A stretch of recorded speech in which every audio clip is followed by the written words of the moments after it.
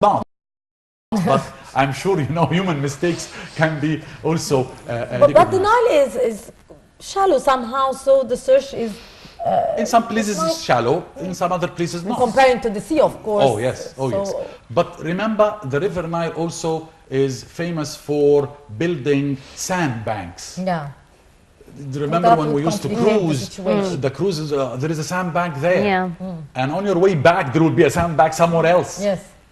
Komombo, River Nile, we're talking River Nile. Komombo, why Komombo? Because the River Nile in Komombo will make something like a detour.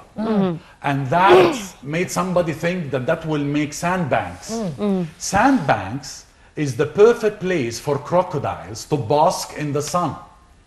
Half water, half up, just like the crocodiles like. Yeah. And that was the explanation why Komombo became famous for crocodiles. And today you go to see the Crocodile Museum. Indeed. And why the temple, part of it was dedicated to Spek or Sok. Bassam, when we speak about the River Nile, definitely we have to speak about Happy. All righty. I also, happy or Habi, yes, of course, happy in our language, Habi. Very important. Is Habi the River Nile? Was that the deity of the River Nile? Or was Habi the dynamics of the water moving of the River Nile? Because anybody who will tell me that the River Nile was sacred in ancient Egypt, untouchable, I tell him you are mistaken. It was touched, it was taken from, they use it for irrigation, they invented the first irrigation tool ever, and we call it today Al-Shaduf.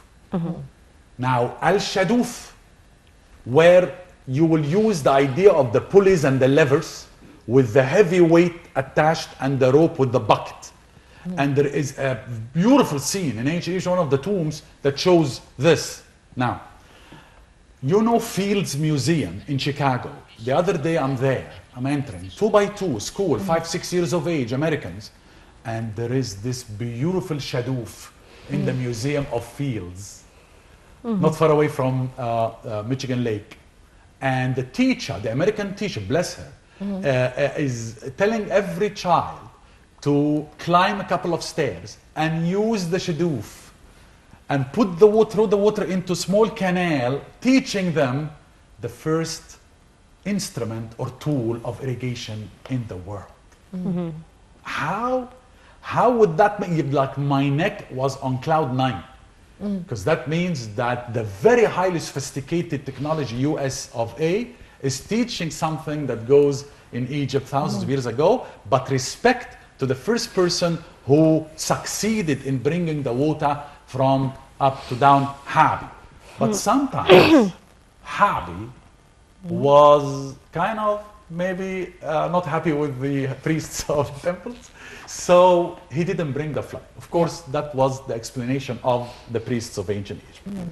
The flooding didn't come to the River Nile, it didn't come to the River Nile in many periods of times, not only in ancient Egypt. So the ancient Egyptians, as we all remember in Aswan and other places and in temples like Edfu and Karnak, they invented the Nilometer. And according to the calculation of the water, up or down, your taxation will be paid. In Bani Hassan, we have a governor who is saying like this: I did not make one person pay taxation. Why? Because the flooding didn't arrive. So I'm not going to burden you with taxation if the flooding didn't come. How are you going to be able to irrigate your land without your water? Indeed. So see how politically and socially and economically the River Nile played that important role. And in Aswan, on a beautiful island, I used to take the groups there, called Sohail Island. I invite everybody to go to visit Sohail Island. I know West Sohail is beautiful, but Sohail Island in the middle of the River Nile. Go up, climb a small hill, and there is the most, if it's famous or infamous in the ancient times, the story of the drought, the story of the famine, the story of the water didn't come, people will suffer. Same thing with Wanis Causeway, where they showed people, humans, with chest bones appearing. Why? The water didn't arrive, one of the theories, and the people didn't eat. So the River Nile is life for ancient Egypt, and may Allah bless the river Nile forever. Indeed, with that very positive note, unfortunately, we come to the end of our segment. Always a pleasure to listen Thank to you, your my dear. very interesting stories. Bassam Shammaa, our Egyptologist, tour guide, and member of the Historian Society. Always a pleasure, and happy feast. Happy feast to you. Well, happy feast to you, and we will be going to a quick break, but we'll be back for more on breakfast shows, so stay with us.